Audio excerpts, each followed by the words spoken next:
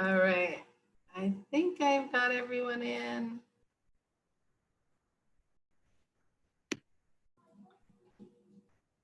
Let's see, still admitting some.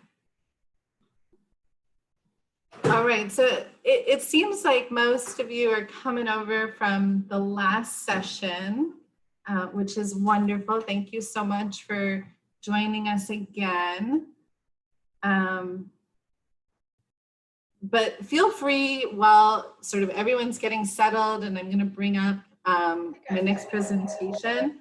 Feel free to ask questions pertaining to the last session because I know it was a ton of information, guys.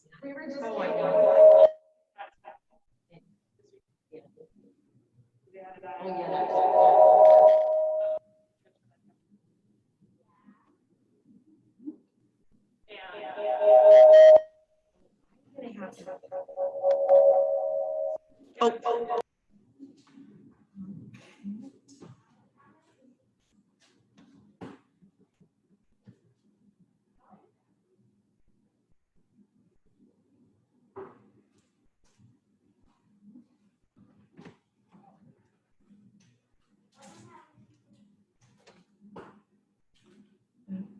Okay, just getting everything changed over here. I'm gonna have a quick drink.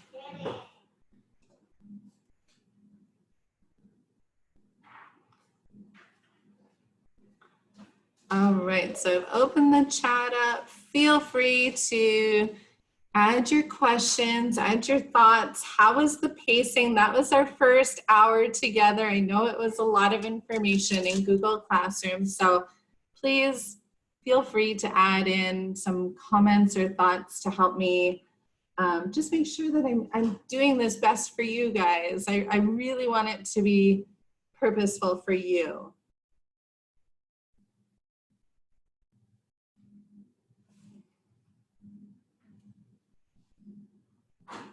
Is everyone taking notes?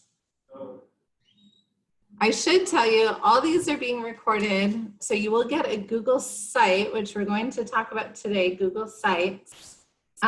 You're going to get a Google site with all of the recordings and resources. So don't feel like everything you're seeing, you're never going to see it again. You will see it again. You'll have this great Google site that will be available to you, and you can access anytime at your own pace, okay? So don't feel like this is a one-time, once and done.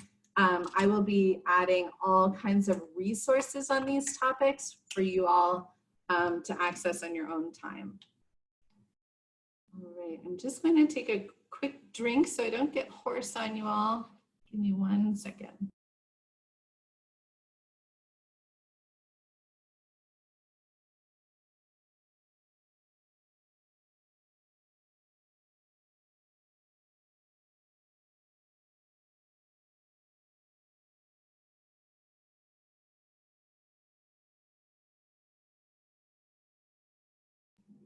Okay, so hello again. Faces up again. Welcome back. And now we're going to launch into another one of our Google applications, but one that I would say is highly versatile, incredibly powerful, and pretty simple to use once you get the hang of it. And you can do so much with this tool, guys. So I really look forward to brainstorming. Hopefully we'll have a little bit more time in this session because now I know you all. We'll have a little bit more time to discuss how we're actually going to be using these tools to build this really positive classroom community. Now I would say even those of you who are using Seesaw, Google Sites is just a great space to get comfortable with and a great tool for you to use. You can use it personally or in the classroom. I know a lot of people use Google Sites to build their own personal portfolios or professional portfolios. So, you know, it's a great tool to be comfortable with. All right, so this one's going to look a little different. I built it in a different tool here. Just make sure you can all see me.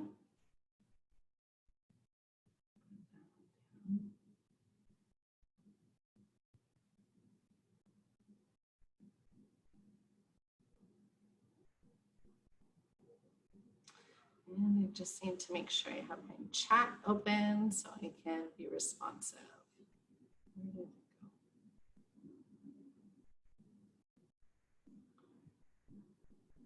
go? There we go.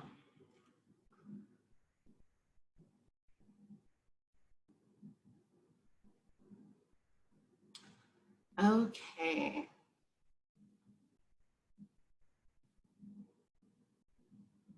All right, you guys. So now we're getting into Google Sites. So just a quick question. How many of you have used Google Sites yourself? How many of you have some experience with Google Sites? Or is this going to be a first? No?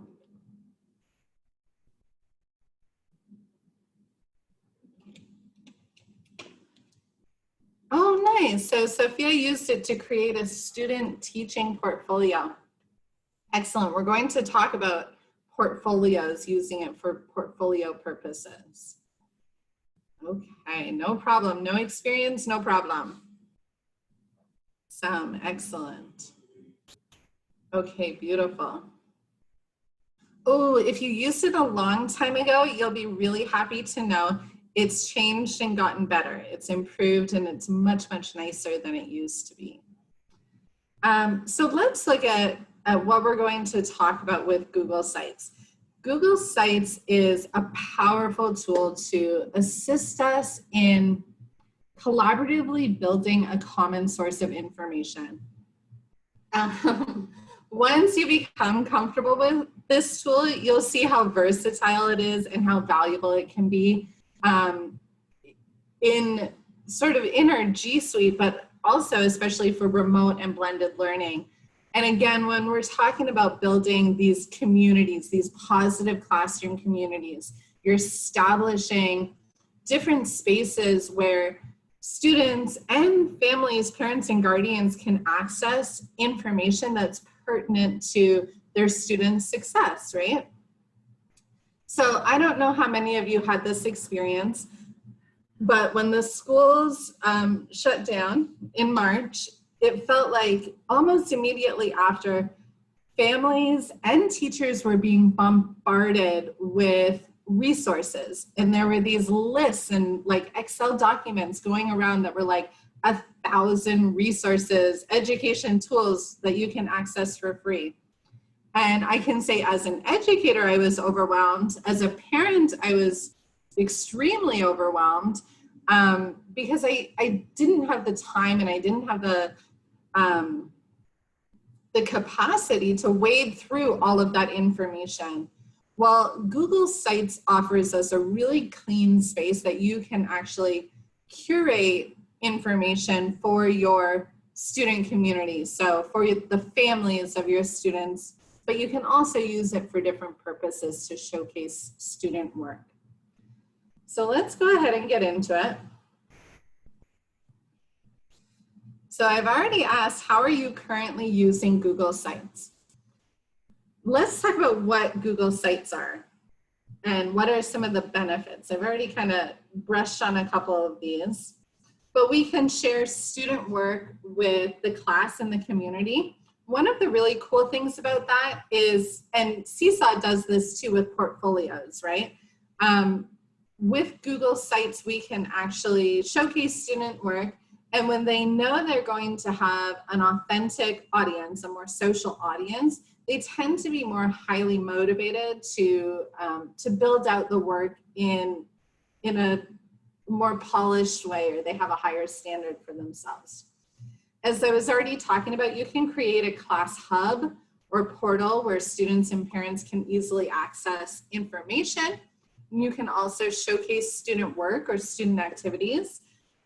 It's a really nice idea to use it as a space to post your daily and weekly calendars or agendas for the week. You can post weekly newsletters, What are the spelling words for the week? So it could be your one-stop shop to really communicate with parents easily what's happening in the classroom. We spoke a little bit about curating online resources. It's great as a parent. I love the idea of having one place. I know that I can access resources that the teacher is providing me. The teacher has vetted and said, this is highly aligned to what we're doing in class. So this is what I want you to use at home for enrichment, remediation, or self-directed learning opportunities at home. And it's also great for the student digital portfolios, which I'm going to talk more about as we dive into this. So let's go ahead and get started. Again, if you want to follow along with me, by the end of this session, you will have created your first Google site if you haven't done it before. So I highly recommend that you follow along, go ahead and create your Google site. I'm going to walk you through it step by step. So I have my Google account open right here. I'm going to go ahead to the waffle again, and you should find the sites icon. Okay, let me know if you cannot see it, if you don't find it. If you do find it, go ahead and click on it.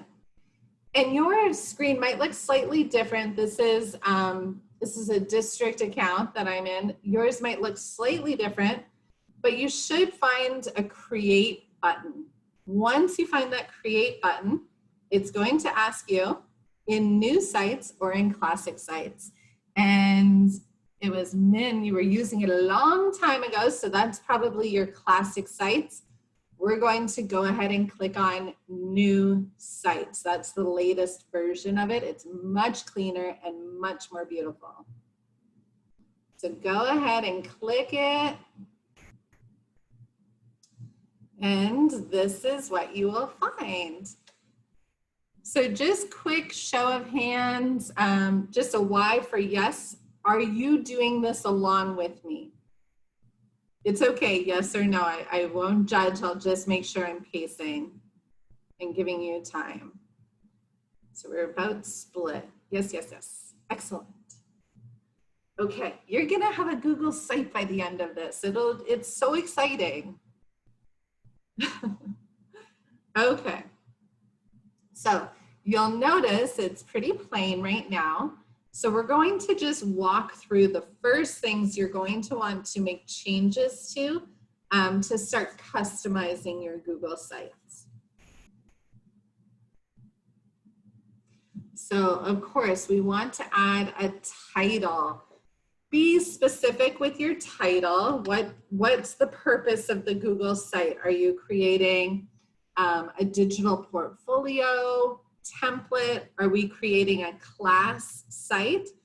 I'm going to, for the demo purposes, create a class site, and it happens to be a science class. So I'm just going to call it science. You're going to be more specific with yours. But I'm just doing that for demo purposes. So call it what it is that you're Miss Johnson's grade 2 Google site, or, be specific. Once you click down, if you've entered the name up here, it will automatically enter it for you down here. And you can also add a little logo, which is kind of a cute option here. So I'm going to go ahead. If you want to really customize your space, you might select, maybe you have a class mascot, or maybe you want to select the St. Pat's logo, or maybe, something that is specific and customized for you, for your class site. This is a science class, and I have these cute little astronauts, so I'm going to use one of those as my logo. Now, the favicon option is this little option here. It's not going to change here, but when anyone types in the URL, if you type in a Google site, that little icon will populate right there. So we can change that to, again, something more personal if you want.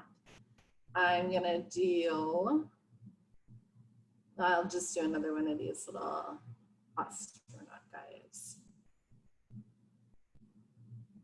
Okay, and unlike Google Classroom settings, these settings save on their own, so you can just go ahead and close out. Now, this is your title page, your home page, if you will. So what do we want to call your home page? Probably a pretty descriptive title, because this is going to be the main space that people, the main space that your students or their parents or guardians are going to first see and look at. So they want to know they're in the right spot. So I'm gonna stick to my really generic, but you need to be a little bit more specific. So again, science class for me. Tracy, where did you go for your icon? So just by hovering over this in the top right, you should see the option to edit logo. And that's where, if I trash this, it will give me that option to add a new one. Okay, now I have mentioned that I'm a highly visual person, so having a gray background is just not okay for me. And this is where we can really personalize and customize and make this a space that your students want to come and check out. So by clicking this change image here, it's going to allow me to change this background image. Now I can select from the images that Google Sites has provided for me. And there's some nice ones, there's some very generic ones. That's totally up to you. But I can also search the web for an image that might be more specific to this site. And I can also, if I have images in my Google Drive, saved in my Google Drive, I can pull them in from here. So I'm going to search. I'm going to search NASA, because this is going to be a really space oriented. I have my astronaut, so I want to keep the space theme. You'll notice it adjusts for readability. So it's going to change the background or the brightness of the background, so you can still read the text on top of it. Now, while you're doing that, while you're customizing just your banner and your homepage, I do want to show you that Google Sites offers you some built-in themes. This really is just about how the text looks on the page, and also it's going to change the color orientation of your site. So I tend to favor simple because I can just play around with it a little bit more, but it's totally up to you, whatever works for you. And you can see it changes the look quite a bit. Some of them change more than others. Well, that one's kind of nice. I'm going to choose that one, Diplomat.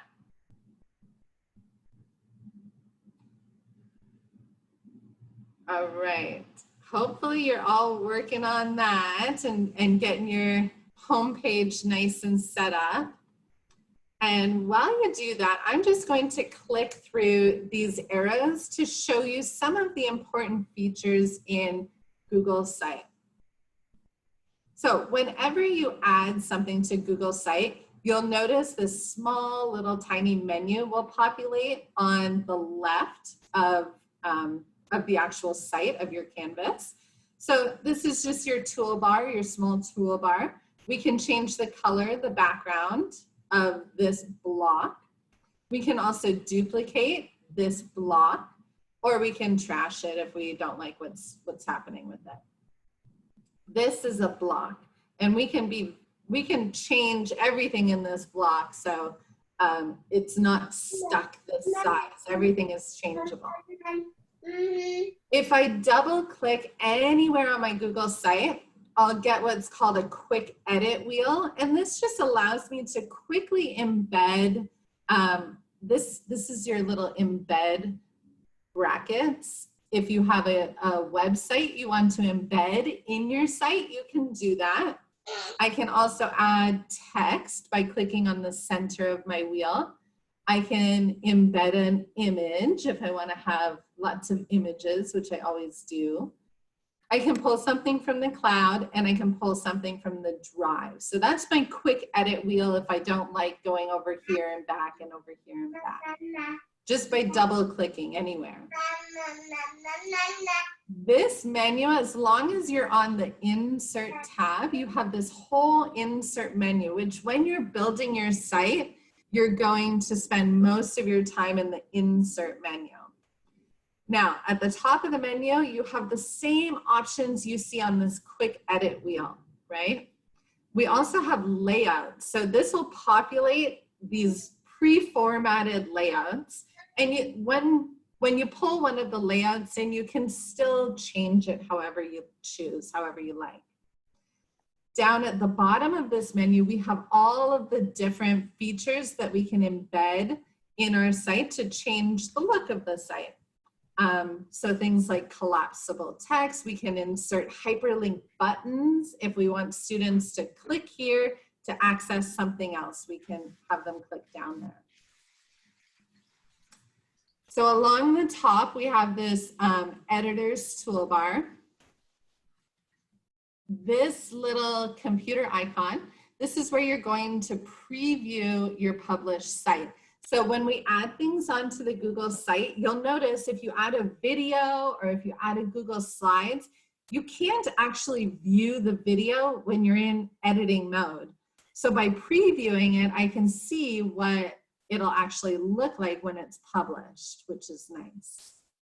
Now this little link here, this is where we're going to actually share the published site, but it needs to be published before this link will be active. And finally, and if you don't remember anything else I say, remember this, you have to publish every time you make a change on your Google site. And I don't mean every change you make, but if you make changes and then you're going to close out, publish is like your save button. And it's kind of counterintuitive because everything else I do in Google is being saved automatically. But this Google site, I have to actually save by clicking publish. Okay, so if you're making changes and you want those changes to be saved, make sure you publish. Hold on. Are you telling me to hold on or someone else to hold on? Oh, sorry. Sorry, I thought it was muted. It's my son. It's no problem. I just don't want any like panicked, hold on. No problem at all. Okay, so let's go back. We're going to go back to our Google site that we're creating together. And we're actually going to build out some pages in your Google site. So you'll notice I told you this is your home page. Well, we don't want just one page, right? We've got a lot of information we want to share with students and we want it to be organized. So we're going to come over here to our edit menu. We're going to click on pages. Now you'll notice the one page we do have, home page, right? To add more pages, we're going to come down to the bottom where you see this little plus button. Go ahead and click it and add whatever you want your second page to be. The pages are dynamic, so we can always come back and change the order. We can move them around. We can drag and drop, easy. So don't feel like you're stuck with whatever you do right now. You can always come back and change it. So this is my science Google site. I have a lot of space stuff going on. So let's do rocketry as one page and then click done. And you'll notice the page has added along the top, and it's kept the theme from the home page. But on each individual page, you can go ahead and change the image if you want each page to look slightly different, so you're differentiating by the look of it. We're going to add another page, and this is going to be the International Space Station.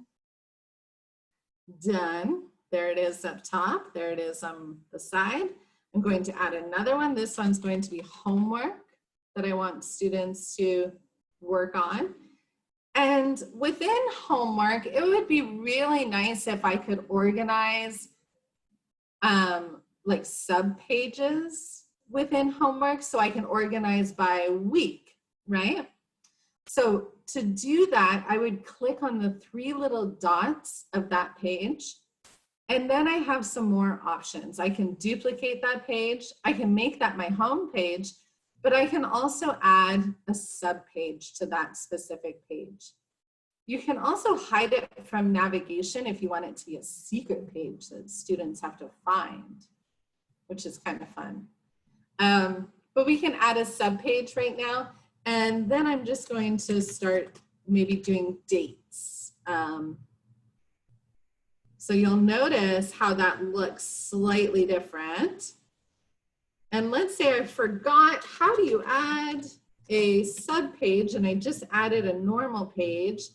But I want it under that homework. I can just drag it and drop it and move them around. That's what I mean. They're very dynamic, so you're never stuck to anything. How are we going, guys? Any questions here? Yes, April, great question. With privacy concerns, is there a way for parents and students to have an access code to the site? So I'm going to show you when you publish the site, how you can keep it really private to people within your organization. So it's not just out there on the web for anyone to access. Now, if you want people to collaborate on building the site or editing the site, that's a slightly different process. So to do that, we actually need to add people manually to the site. If we want to collaborate, we're going to this little share with others plus button. And we're going to add people. I'm going to add my husband. And then you can change what their status is. So do you want them just to view it and tell you, yeah, that's good? Or do you want them to be editors and we're actually going to collaborate with this? And then you would just send it. But you could add multiple people in here if you're doing it as a team planning, for example, and you want one site for all of grade 1 or all of kindergarten, you could do that. And you could all work together.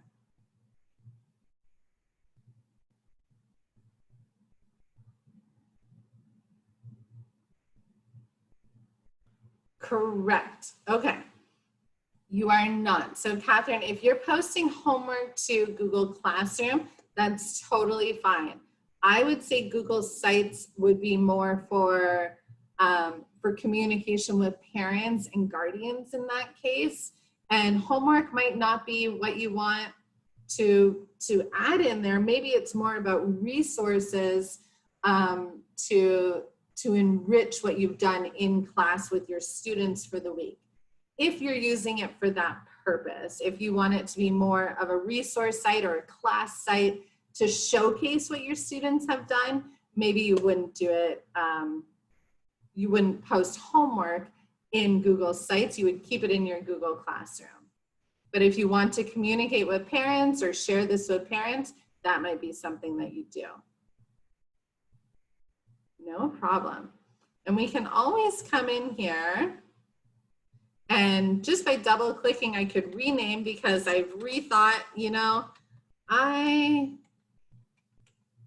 done homework in Google Classroom, so I'm not going to do it here. But I do want parents to be able to access resources that extend the lesson or extend the learning from week 1 and week 2.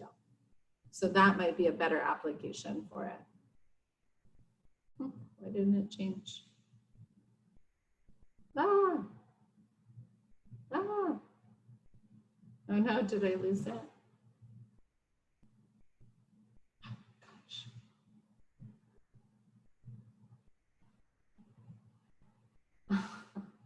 This is the problem with having multiple. Allison, it did that to me too. If you go back to that screen and click your username on the bottom, you can re-sign into the correct account. I think it's in this one. Nope. Let's see in this one.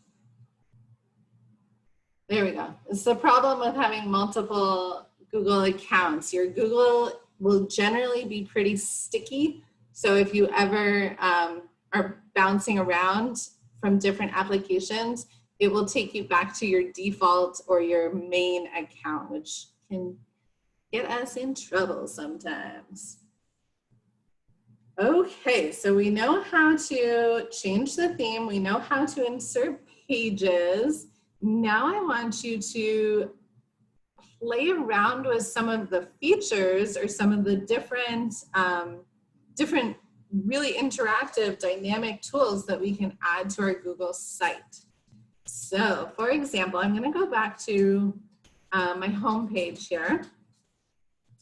And we talked a little bit about student surveys or, really involving students in the process of curriculum design or expectations and norms design.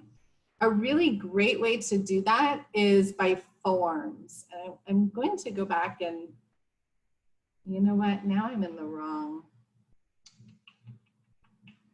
I am in the wrong account for this. Oh, come over here.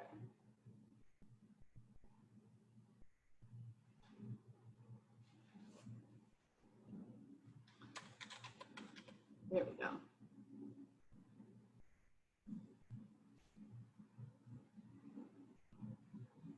Let's see if that works.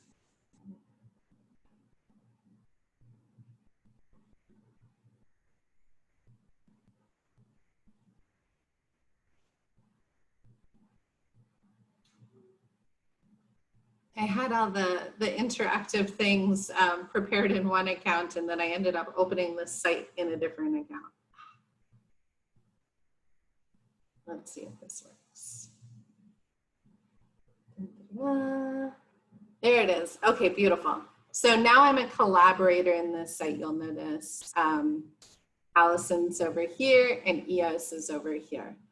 So I want to come down and show you how we can insert forms. So if you're not familiar with forms, they're a great tool for quick surveys, quick formative assessments, and like most things Google, it's highly integrated. But our Google Sites is especially integrated because we can pull in any of our Google applications or existing Google content from our applications. So if I go down here to forms, I actually have prepared a student interest survey. Once you find what you've prepared in your forms account, as long as you're in the right account, you can go ahead and insert it. And this for you, if you're just using it to communicate with parents, it might be slightly different, but this actually is a live form. So when students access this Google site, they can complete the form directly in the Google site, if that makes sense to you. The only caveat to that is if you have multiple pages of your form, the site won't let you access page 2, page 3, page 4 of your form. So if it's a really long form, this will open it in a new tab. But if it's just a few questions, just a quick survey, I want to poll my class on what they're most interested in, that's how I would go ahead and embed that directly. And you'll notice how I just dragged that around. This space is dynamic, right? So I can make this larger, I can make it smaller. But you can really be very edited in how you want this appearance to be, the appearance of your site to be. All right, so I'm gonna leave it a little larger so students can finish it. I'm going to show you now how to add a video. So most likely you're going to be using YouTube for your video source, and handy dandy Google just added YouTube directly in there. You could also, if you have videos, you're making instructional videos, for example, you could pull them directly from your Google Drive. So remember, our drive is right up here. Yeah. Okay, so I'm going to go ahead and click YouTube, and I'm going to add, oh, better type in. So I can just quick search YouTube for a video on a topic that I'm interested in embedding in my site. And let's do that one, that was a cool one. For anyone who's missed it, we can watch the SpaceX rocket launch. All right, I'm seeing questions come up and I want to make sure I respond to them. Like expectations and newsletters. Excellent. So Chris is saying, I think I would post more resources that parents and kids can find easily, definitely. And Google Classroom for daily work and expectations, and newsletters for sure. Yeah, and then you could, you know, take images or snapshots and use your Google site as an opportunity to showcase what they're doing and turning in Google Classroom for parents and guardians. If you're using it for that purpose, to really have a space to communicate and curate resources for parents. I love that. Okay, so when we're talking about curating resources, one of the things that I really want to stress to you, so if we go under rocketry, for example, I can actually embed web pages here. So if you have multiple pages or websites that you want your students or parents to be working through at home, as, you know, extra remediation or extension or enrichment, a Google site would be a really good idea to share those web pages. And it's a really quick and easy process. So let me just pull something up here. Remember that double click, that really nice quick edit, and we have that embed code. Well, we can actually just use that to post a URL. Oh, it doesn't like that one. So if I do that, it's just doing text to link. Let me try another one. Some of them don't have what they call the preview capability. Let's try this one.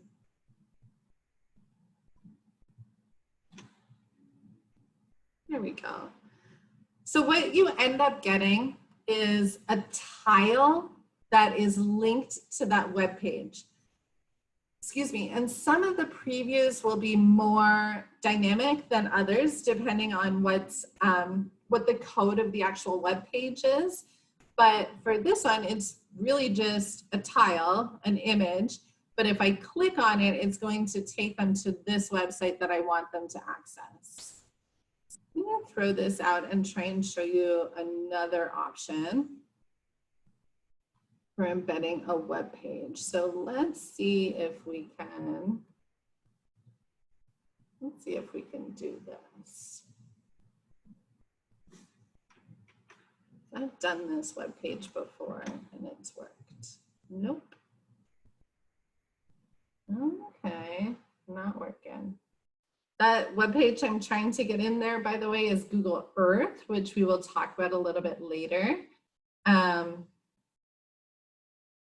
So let's try that one. We're going to talk about a little bit later in the week, and there are some really neat things going on in Google Earth right now. Nope, doesn't want me to do anything. Okay, so generally, you'll be able to embed web pages. Some of them get a little sticky or they don't have the code to allow you to embed them directly on here. But I know most of the popular education technology apps or web pages, they will allow you to do a quick embed. So if you're using PhET simulations, for example, or Khan Academy, those are easily embedded in your Google site. Okay. Now, another really neat thing that we can do is we can pull in Google Slides presentations, and they'll actually embed directly into the Google site. So parents or students can flip through if you want to add them as a resource, or you have a lesson that you created in Google Slides and you want students to have it at home or parents to have it at home to review with their students. That's a nice feature as well. And those embed really nicely, and they can even play it and it'll play like a video, which is pretty cool. Allison? Yes.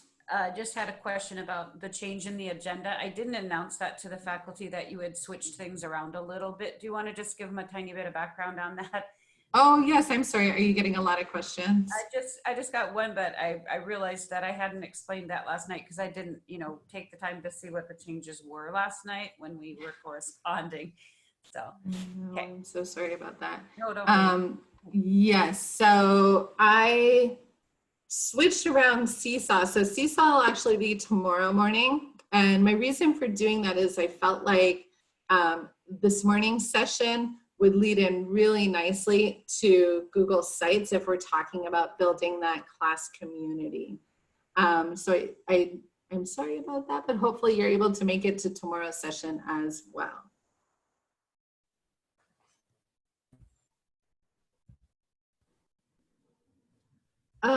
Great question, Min. So Min's asking a question about if a parent is listed as a guardian on Google Classroom, can they access the stream and see the students' assignments at any stage? The answer is no. So if you have opened or invited guardians to the Google Classroom, that enables you to send what is called a guardian summary. And I can show you where it is in the settings, but it doesn't allow them to actually sign in to the Google Classroom and see all of the things. I would highly recommend, especially for younger students, if you're using Google Classroom, instruct parents to sign in as the student. So if they want to see, they want to track what's going on in the Google Classroom, make sure that either the student is, well, the student should be highly capable of logging in, but also that parents have that login information so they can see and track what's being assigned in Google Classroom. Yes, excellent. Good, good.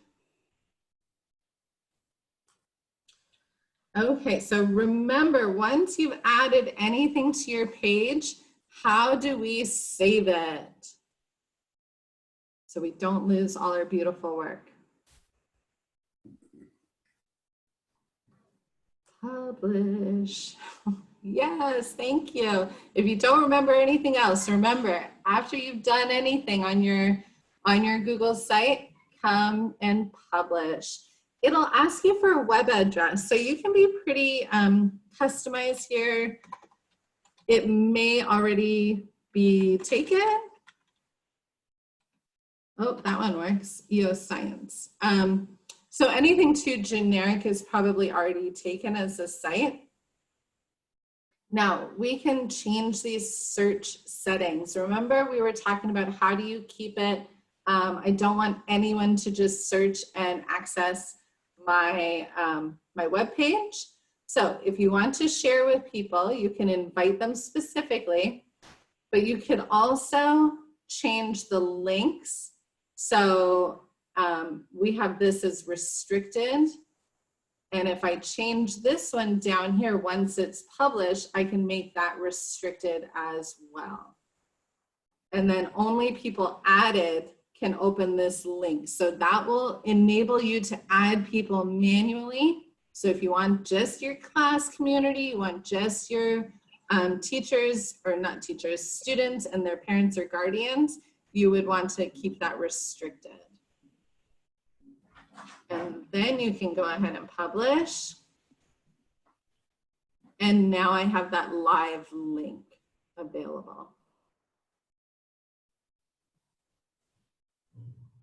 Okay, any questions? All right, I want to show you some of these. So we already went through how to add things into your site. I want to show you some of the applications for Google Sites for remote or blended learning. I think we've already talked about quite a few of these, but it might be helpful just to revise the purpose of it. So of course, student communication. We want students to engage in real world critical thinking. If you give students, and again, it's going to depend on the age of students, but students love building Google Sites themselves. So you could actually use it as a space for students to curate portfolios and to contribute, or, you know, maybe for projects, for final artifacts. They could use this as a space to, you know, to curate their material and their work. Individual digital portfolios for students can really provide a rich opportunity for students to engage in peer review if you set that process up for them, and they can learn to give and receive critical feedback and really think through critically what they want to include in their final showcase. Student ownership. You'll see when students start using Google Sites, if you want to use it for that purpose, you know, the conversations that go around it are just, they're so inspiring because kids are really thinking through, what do I want to put on here? What really is the best showcase? You know, what do I want to share with my parents or with the larger community? And they really do get very, they have that sense of ownership and authority over their own portfolio or page. So I'll give you an example here. This is one physics project portfolio. And so you can see she's added a video. And the other really cool thing about sites, again, similar to Seesaw, you have that opportunity to add different media sources. So it is a really nice kind of fun way for students to have some choice and some self-direction over what they're doing.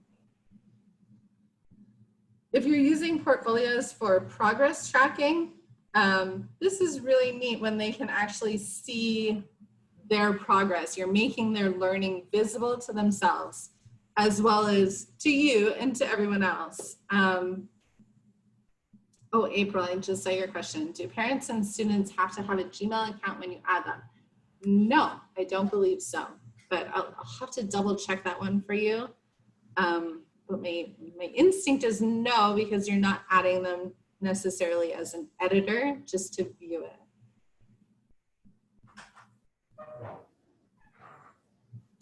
Okay, so here is a showcase portfolio. And so you can see she's added all kinds of different, different media. She hasn't changed the sharing settings here, but you know, this was part of a big project that she was assigned. One of the really important functions of Google Sites for digital portfolios for remote and blended learning is that we have a space that we can track and keep ongoing formative assessment. So if students are adding artifacts on a daily level or a lesson level, then you can really track where they are. Are they really understanding or comprehending? And what's really neat to see is if you do it all year, they can look back and see, oh, wow, look at where I started and look at where I am now. So, you know, it's a really great way to make that progress visible. And whenever you assign something like this for students, they are building their digital portfolio in positive ways.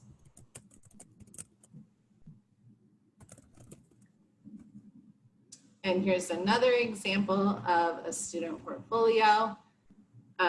Same topics up there.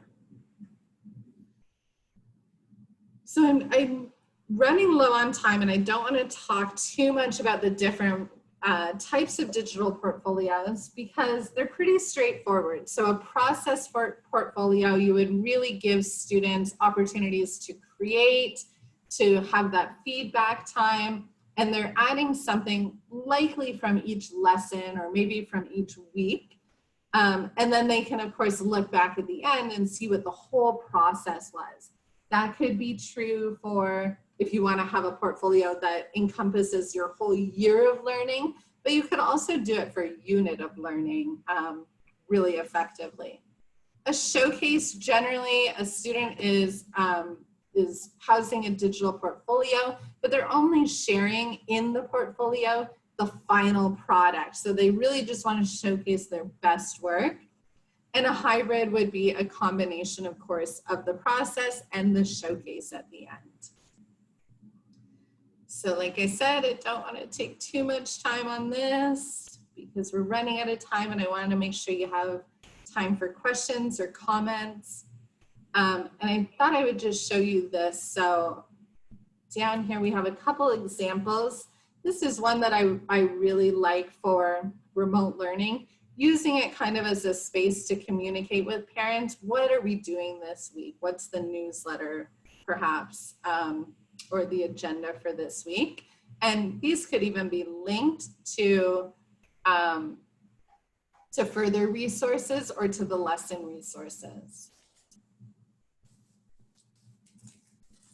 And here's a showcase one. So if you're using it as a class site, you can, really excite your students by posting their published books or posting their final projects in the class Google site and using it as a showcase that way to share with the larger community, with parents and guardians. So it's a showcase, but it's a whole class showcase that you are curating as the teacher. Okay, so congratulations. Hopefully those of you who were following along were able to actually create something, add some pages, maybe add some content and media to your site. About student privacy. Yes, so again with student privacy, if you are sharing the site, let me go back here. If you share the site under restricted, you could do it that way where you have to email the link to parents, or you could add them individually, which I would recommend. And this process goes fast because when you're in your network, all of your students are going to populate. So if I type Connie, it's just going to be a C and then oops. It's going to bring it up and then you would just click on it. So it's actually a really quick process to manually add as long as they're in your network or in your. No. And then you would make them published viewers. Younger students do not have Gmail accounts, which is why I was curious about having an account. Yeah, so I think as long as you're a viewer, they don't need to have an account because they're just viewing. But if it is, oh, I see about the content available in the site. Yeah, so, not showing faces, not giving any detailed information, that falls under FERPA and COPA. So really being very, very conscientious of any personal identifying information is part of your responsibility when we're working in the digital space. I would say that's true for any digital space we're working in, that you just want to be cognizant of not sharing too much information from your students. But yeah, first and last initials only is a great protocol, I would say. Thank you, Barbara, for bringing that up. That's a really, really important point.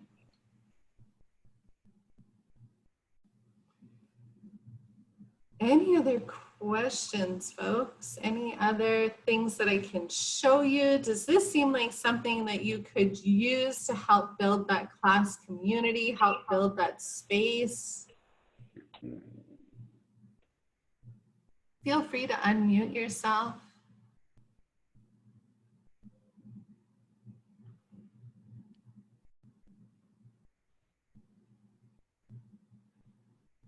This is the one I'm starting for you all. It'll look slightly different because I don't like that gray background, but this will house all of the resources that we're covering, plus all of the recordings from our sessions this week.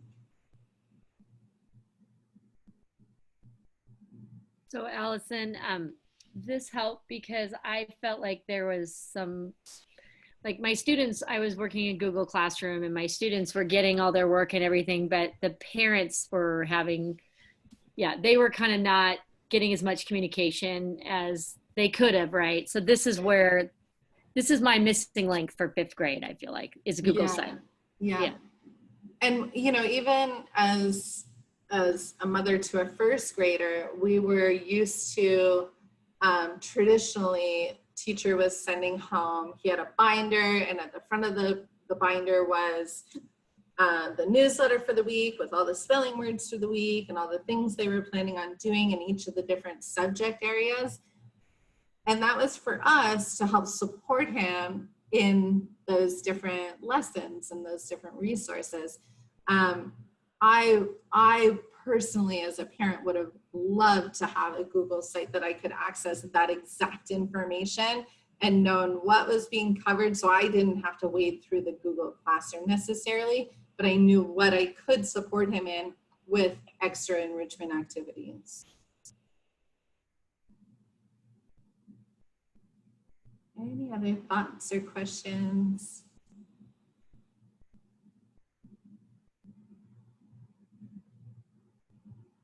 No. All right. Was this a lot of information for you all for this morning? I hope it's valuable. I hope you take something away that you can apply immediately, and really think about how you are cultivating those connections and those relationships with your students and with their parents and guardians in the most streamlined, effective way, so they always know where they're going to access information and to connect with you, and that you are a real person that they can always reach out to.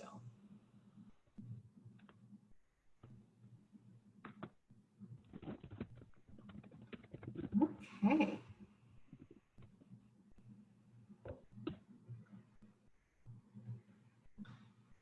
Thank you. Excellent. Okay, well, thank you so much, everybody. I hope you have a great rest of your day.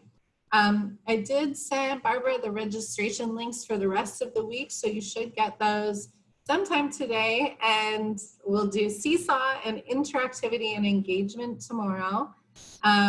Seesaw, there's a lot of similarities with what we've talked about here, some of the purposes of that digital portfolio for students, but where Seesaw falls short, you can actually supplement with some of those Google G Suite applications, which I think is a really beneficial thing to know. You have G Suite, it's the greatest platform for education, so you have that there.